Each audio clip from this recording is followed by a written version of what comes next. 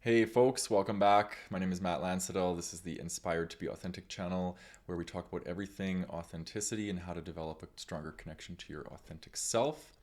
I primarily work with highly sensitive people, empaths, and gay men to develop a stronger sense of self-worth. So welcome back if you are an avid follower of my work, and welcome if you are new to the channel. It's great to have you here. So today I'm going to be talking about life after trauma, restoring an inner sense of safety, and facing fear.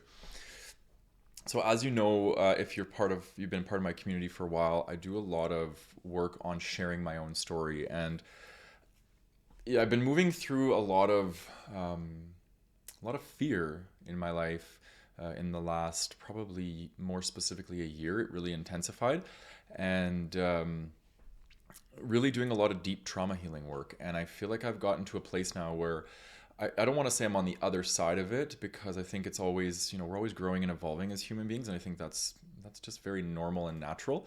Um, but I do feel like I've made significant progress, and I feel like I do see the light at the end of the tunnel, and I have acquired a lot of really great wisdom and a lot of information that I think I can pass on to people as far as what life can look like beyond trauma, and how we can start to restore safety inside of ourselves. And then the external world begins to feel a lot safer when we do that. And it makes it easier for us to face our fears when we're not in constant states of hypervigilance from trauma. So I want to first start off with a little story.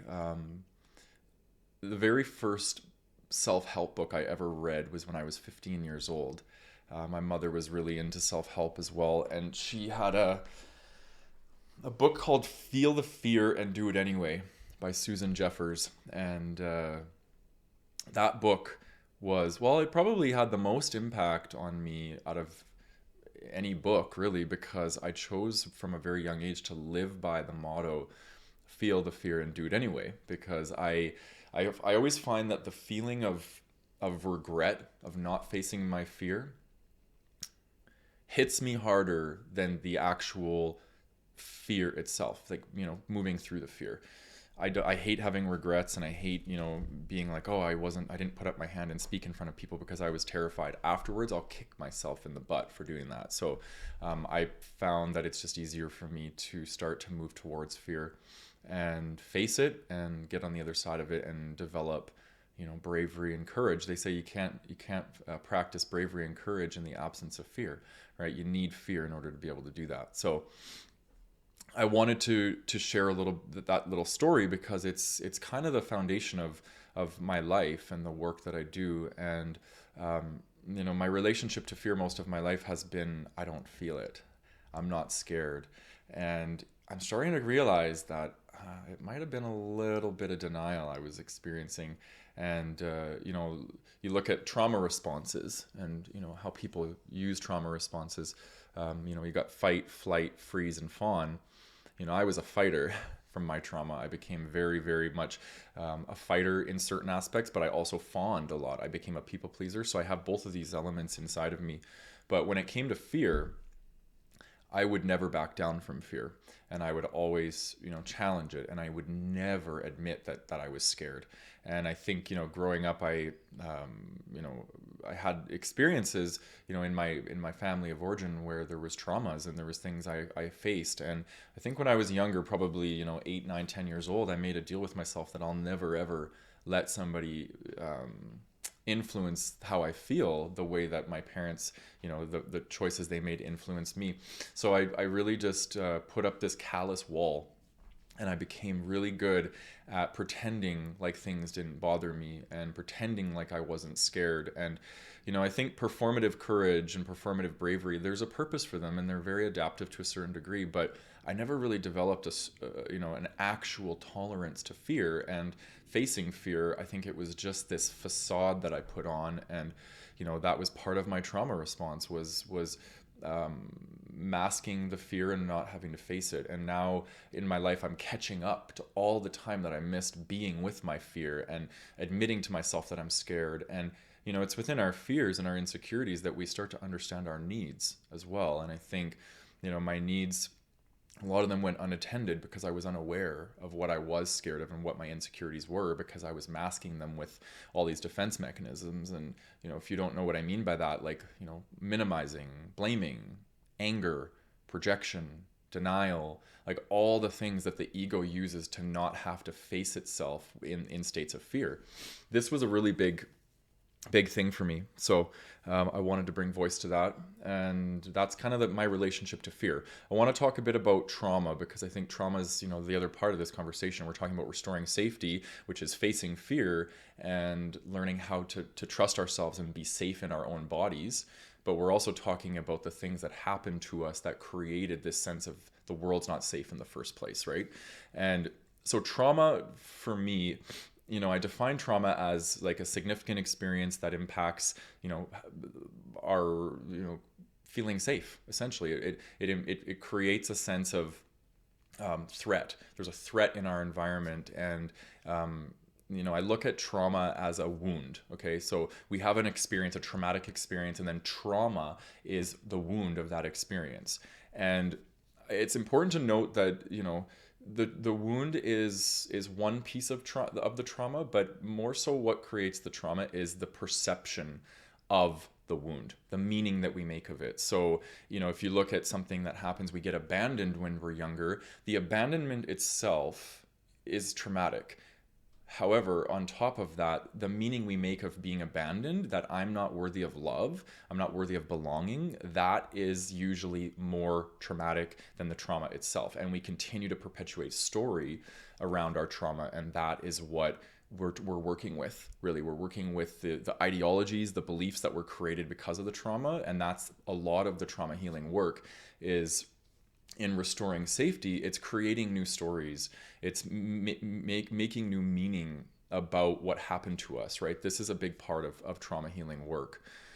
So I want to also note that, trauma is, there's a lot of new findings coming out about trauma, and different bodies of trauma work and trauma informed practices. And we're not just defining trauma as PTSD or things like war or rape or violence or family domestic violence, things like this. Like, those are very, very traumatic, and they are trauma, and that's where typically we feel a physical safety. Our physical safety is in jeopardy.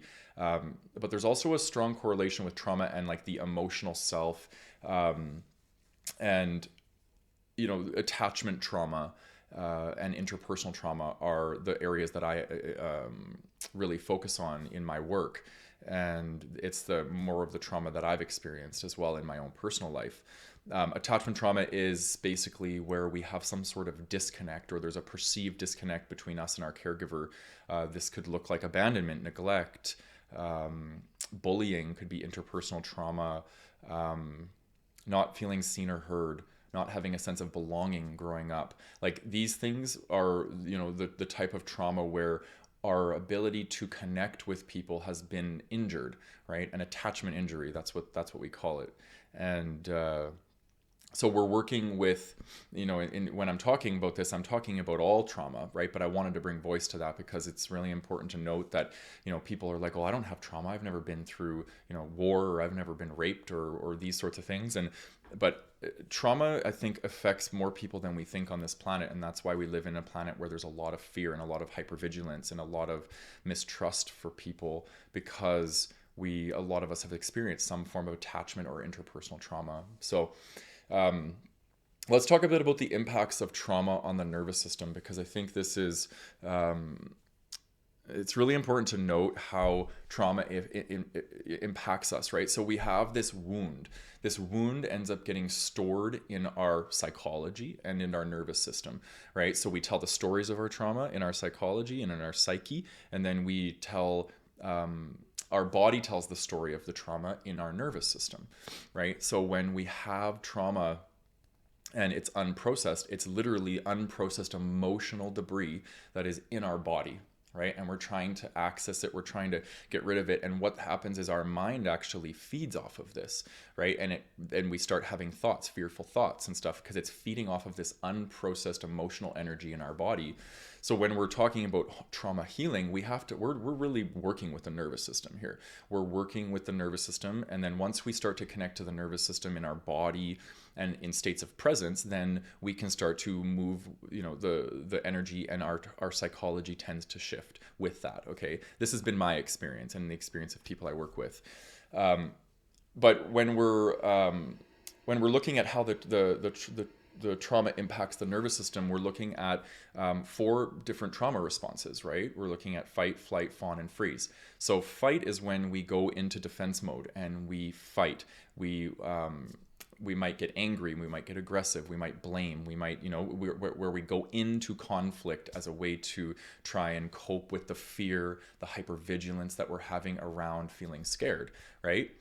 And the next one is flight. So we leave, we flee, right? You look at, something that's quite typical in our culture is ghosting, right? And just, leaving somebody or leaving a situation. That's a perfect example of a flight trauma response. And then we have freeze, which is almost like a paralysis. And it can actually be a physical paralysis, where if we're in the middle of a traumatic experience, our body can freeze and our muscles can become tense and rigid. And, part of freeze is also going to be like a dissociation, right? So we go into this real dissociative state, which is almost a disconnection from our body. And we become very, very hyper vigilant and very over intellectualizing. We become very cerebral, and we're disconnected from our body, because if you look at our body is where we experience our emotions, in our nervous system, in our body, right? So a lot of us, it's too intense, so we go up and we just start to think our feelings. And as we know, when we think our feelings, they don't actually process, they don't discharge from the body. So we're not only creating more suffering by chewing on all the stuff that we're not processing, we're making it more intense by having that cerebral component online and not actually working with it. So it can be really intense. That's why it's important to do this work. And the last one is fawn. So the freeze, or the people pleasing, is usually the most common type of fawn response, and that's pleasing people as a way to avoid conflict. So people that are in the fawn response, they can't actually go into conflict, because conflict will bring up all of their stuff, and their nervous system will become dysregulated, and they might get hyper emotional. So their way of mitigating that is just to purely fawn, keep everything status quo, and make sure there is no conflict. So you look at all of these trauma responses, and the underpinning of all of them is hypervigilance. We're in a state of hypervigilance, and we feel like the world around us isn't safe. We don't feel safe in our own bodies. So we're doing things to manage both ourselves and our environment to try and not have to deal with the intensity of this unprocessed emotion or this trauma, right?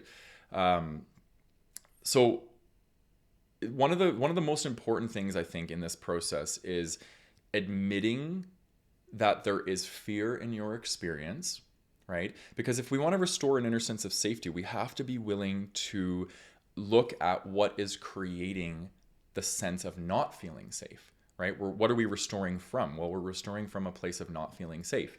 So a lot of us, have this belief that, admitting fear or admitting that we're scared is somehow a weakness. And it's not. It is completely a part of the human experience. We all experience fear, right? And that's the beauty of vulnerability, is that when people admit that they're scared, other people feel safe to be scared as well. And I fell for this trap hardcore, being a man. It's like I was told from a young age, don't show emotion, especially fear. Don't let people know that you're afraid. And that keeps us stuck. It really does keep us stuck, because we're not able to be vulnerable. We're not able to connect with people because we're terrified. So we put on this front, which is an inauthentic mask, that everything is okay. And guess what? As soon as we're inauthentic, we're no longer growing. We're no longer evolving. The persona that we're playing is growing and evolving, right? Which pulls us further and further away from our center, because we're strengthening our ego or our personas or our facades. That is still a part of who we are, but it's not the most authentic part of who we are, and it's not the centered part of who we are, right? It's more that divergent part of us that we have built to navigate the world around us, and more so the inauthentic world around us, right? We have to develop an inauthentic character to deal with inauthentic characters, right? So that's what ends up being reinforced. So I just really wanted to point that out, because that's the foundation for the 6 tips that I'm going to share with you guys here, which, is, admitting fear and affirming that it is safe to be scared. And that could even just be saying, I am safe to be scared right now. I am safe to be scared right now, because that is giving yourself permission. It's almost like giving your inner child permission that it's okay. It's okay to be scared, because that is going to be the birthplace of authenticity, where you can start to work with your fears and start to restore them back to a sense of safety. And that's going to be a lot of this trauma healing work. So the 6 tips that I have for you guys, the first one is practice presence. Okay. Presence it's the foundation for all healing. No healing can take place without presence. And do you want to know why? Because we're not healing our thoughts. We're healing our body. We're healing everything that's in our body. And once that's healed and we feel safe in our body, then the mind doesn't have to be constantly on hyper alert looking for things to feel unsafe for, right? So when we are in states of presence, we are embodied, and we're connecting directly into the trauma. We're connecting directly into the states of emotion that we might be experiencing. So when we get present, that means that we are with ourselves, right? We're with our breath. We're with our body.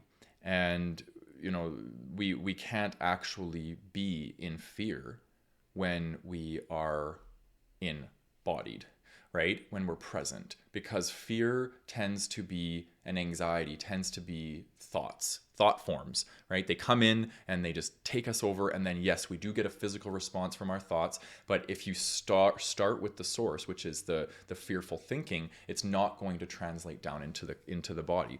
So we want to make sure that we're aware of what's going on in our body through presence, and also aware that when we are in this past or future, right? That's where fearful thinking originates. It originates in the past or the future. We're usually anticipating something in the future. That's where anxiety is created. And so when we become aware of that, then we can start to recognize it and then take refuge back into the body, into these embodied states, return back to breath, right? That's going to be essential.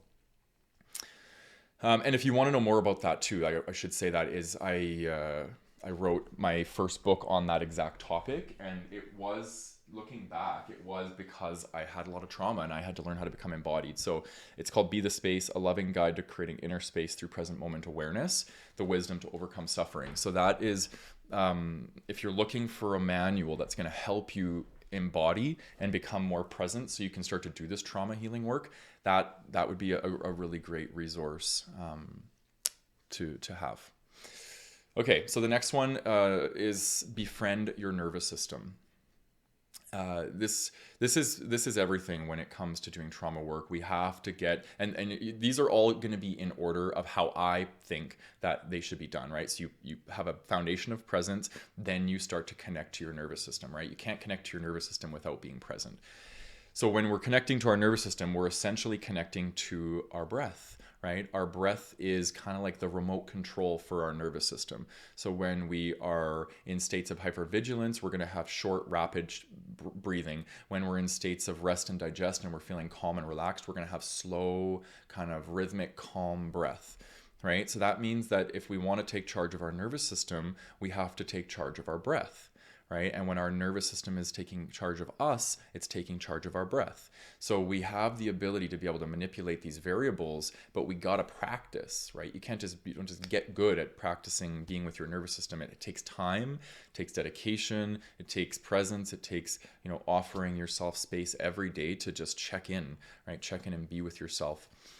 Number 3, feel your emotions. Okay, I literally have this in every single one of my videos. I can't emphasize the importance of this one because the emotions are the data. They're the compass, okay? And they're pointing you in the direction of all of your needs. Every single need that you have in life and every unmet need that you're aware of in your life will come out of, be given birth out of an emotion, right? So the emotion will say, I'm sad. Okay, well, that means there's healing to be done.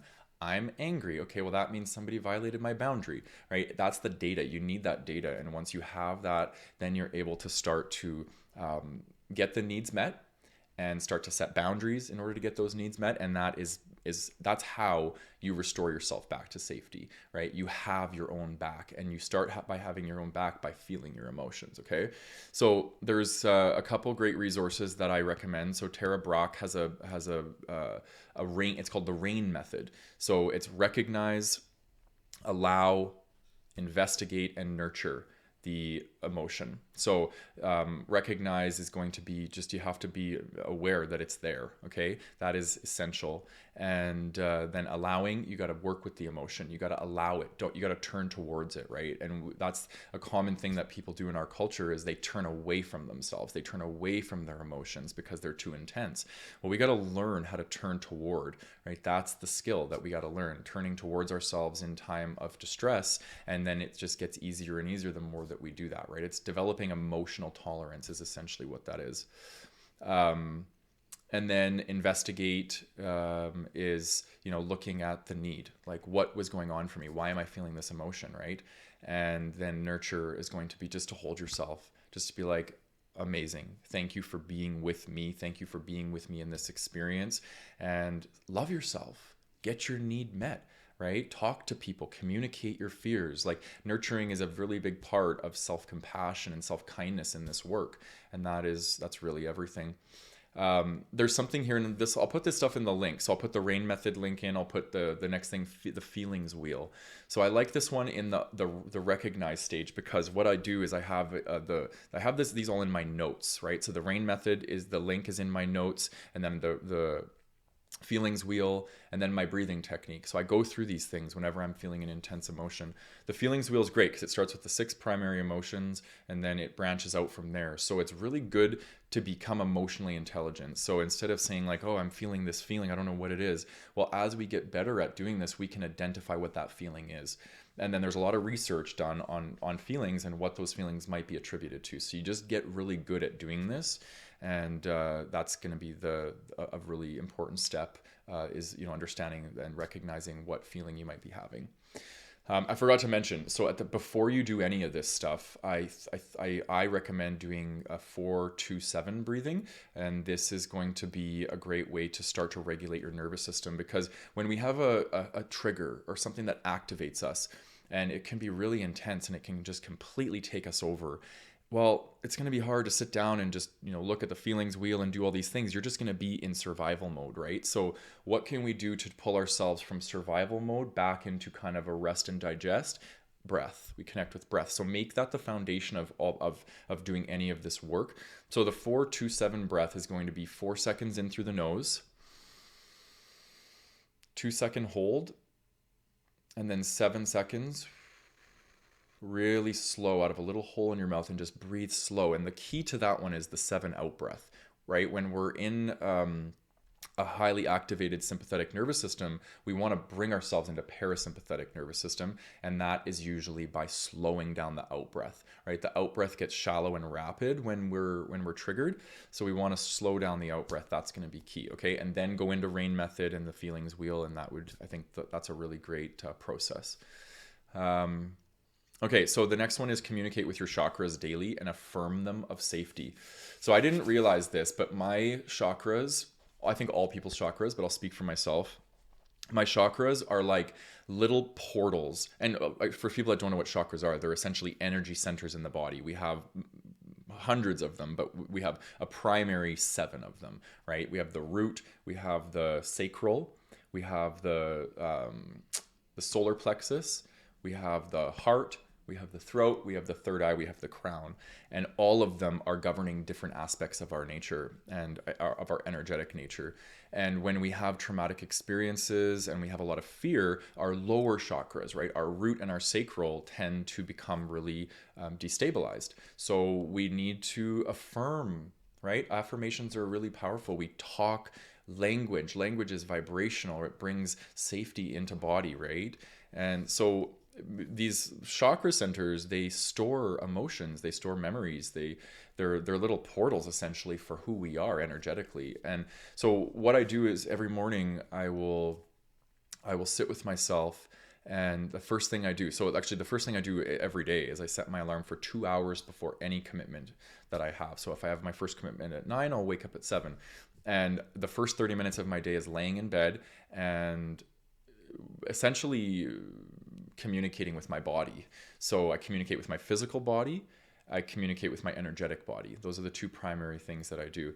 So when I'm connecting with my energetic body, I'm working with my chakras. So I'll start at the root and I will affirm things like, I am safe to belong. I am safe to be, I am safe in this moment. I am safe to be scared, right? Whatever is going on for me. And then I'll just move up, right? And I'll envision the chakra opening, and I'll envision the chakra kind of moving energy. And that's what I do. So, and it's really, really helped me tremendously because I'm connecting with myself first and foremost. That's the biggest thing of all this, is turning towards yourself. So I turn towards myself in the first 30 minutes, but also keep in mind that after sleeping, our nervous system is usually the most calm it will be throughout the whole day. And we wake up and we're usually a blank canvas, right? So how we set intention, or how we speak to ourselves, or how we feel in those first 10 minutes of the day is usually setting a tone for the rest of the day. So I think it's important to do this type of thing first thing in the morning. So and I did write a blog about this, and I put this also on my Instagram, and all of the affirmations are written out that I use. So if you want, you can go to my Instagram or go to my website, mattlansettle.com, and check out the blog that's titled the same as this video, and you'll find all the affirmations written out there for you. Okay, the next one is inner child rescue missions. This is just a term that I created because I thought this is exactly what I did, and it was really, really powerful. I've done inner child work for the last 15 years, okay? And inner child work is really interesting. It doesn't work the way people think it works. That, okay, I did inner child work and it's done and my inner child is happy and we're good, and okay, it's temporary usually. And how it works is that our level of consciousness, when it elevates, we now get a new opportunity to work with our inner child from a higher level of consciousness. So inner child work for me is an ongoing process, and it has been, it probably always will be. And it's developing a relationship with all of these fragmented, all of these memories, and all of these parts of yourself, your old selves, are stored in your being, right? And that's what I define as the inner child. It's almost like an extension of your ego, right? Your young ego self. And when we're working with this inner child part of us, I think that we need to be mindful that we are always showing up for this part of ourselves in states of stability, because the inner child is the part of us that doesn't trust. It doesn't feel safe because it's had these experiences. Maybe we weren't there for our inner child, or our parents weren't there for us when we were a child, and we have this deep feeling that the world's not safe and that the people around us aren't safe. So the reason why this is later towards the end of these 6 tips is because we can't be a hot mess when we meet our inner child. That's an easy way to put it, right? Because when we're a hot mess and we meet our inner child, the inner child is just going to go, oh, here we go again, taking me on another crazy, wild, unsafe adventure. So the inner child really wants to be met in higher states of consciousness. So as you level up, and you'll know you've leveled up because you're starting to feel more comfortable in your own skin, and you're not as triggered by people and these sorts of things, then go back and start to work with your inner child again.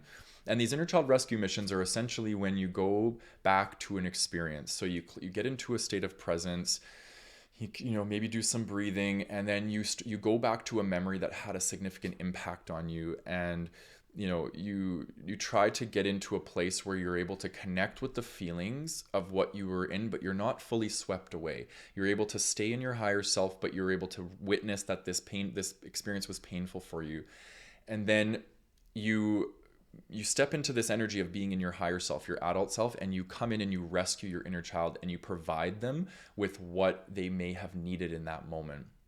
right? So it might be I remember something that happened when I was younger, with my mom, and I felt very unsafe. And so I went back to this traumatic experience, and I took my inner child and I walked away with him hand in hand to my bedroom, shut the door, and we just laid in bed together and just cuddled. And it was very healing for me. It was extremely healing for me. And so what that was is my higher consciousness, because I've been doing a lot of deep work, met this younger consciousness, and they were able to come together. And I just started affirming, and I started saying, you are safe. Like, I have you now. You don't have to experience this, right? So I developed a relationship with myself. I connected a cord to this part of me, and you can never undo that, right? So once you have that sense of safety that's starting to be restored, you're going to have that for life, right? And that's the beautiful thing about this work. But you want to keep on connecting, and as you elevate, keep on connecting with this part of you. Okay. The last one here is focus on your needs and set boundaries. This one is essential, and it's kind of like the bow on this big giant transformation because when you start to focus on your needs, that is a strong sign that you have your own back. And what creates nothing will create more safety in your life than having your own back, right? That's why a lot of us feel unsafe, is because we don't have our own back. We care too much what other people think about us. We self-abandon, we people please, we deny our needs, we don't set boundaries, and then we end up feeling unsafe, right? So focus on your needs, which come from your emotions, right? So feel your emotions, get the data, which is the needs, then start to set boundaries, okay? And once you start to set boundaries, then that's when that's you putting up your safety net, right? And you're saying, if something doesn't work out, I got my own back, right? But the world feels unsafe to somebody who's traumatized because we tend to not have our own back, right? Because we didn't learn how. We didn't learn how to focus on our needs and be there for ourselves. So that is going to be a big part of this work. So identify where you are at in this process. And I'm not going to say that's going to happen linear or exactly these steps. This has been my journey. I speak from personal experience when I share this. And but you can't go wrong in doing any of these things, because they're all going to point you in the right direction. Okay. And a couple tips that I want to leave you off with is, don't rush this journey. Okay. This healing trauma journey has taken me 15 years of deep inner work. And it's been challenging and it's been hard, but it's also been quite beautiful in a painful way. And I'm now starting to taste what it feels like to feel safe again. And I'm able to, face my fears, because I'm not completely crippled by unprocessed trauma and fear. Okay. Be kind with yourself on this journey. Be kind with yourself. If you're tired, sleep. If you need to tell someone you're scared, tell them you're scared. If you need to have a snack, have a snack. Like, do what you got to do, because this work it's very challenging. Okay. So the more self-kindness and self-compassion you can have for yourself, the better. And then the last thing I'll say is, know that you're always progressing, because this journey, once you've done something, you can't undo it. You can't undo self-awareness. You can't undo the work you've done, right? So whenever we do this work, and then let's say we cycle back into something that we're struggling with, we might think, oh man, I'm not learning and I'm digressing. It's impossible. You can't digress on the healing path. Everything is accumulating and going into a bank that you're building. And yes, you'll have to go through some of the same karmic shit over and over and over again, but that's not digression. That is progression, right? Because what's happening is, when you heal, you're elevating your consciousness, and then you're cycling back through the same thing from a higher level of consciousness. And then that's what's creating the healing. So just because you're meeting old patterns over and over and over again does not it's not a sign of digression. Okay. It's a sign that you're moving forward. So always know that you're progressing on this journey. And yeah, just sending you a lot of love as you navigate this process, because I know how arduous and how painful it can be, but I'm a living testament that if you keep moving through and doing this work, you will get to the other side. You will restore safety. Your relationships will improve. You'll feel safer in your own skin. And it just gets better and better. So keep pushing through. If you need any support along the way, don't hesitate to reach out. I do offer coaching and counseling services for people that are struggling with trauma and toxic shame. So yeah, much love and take care.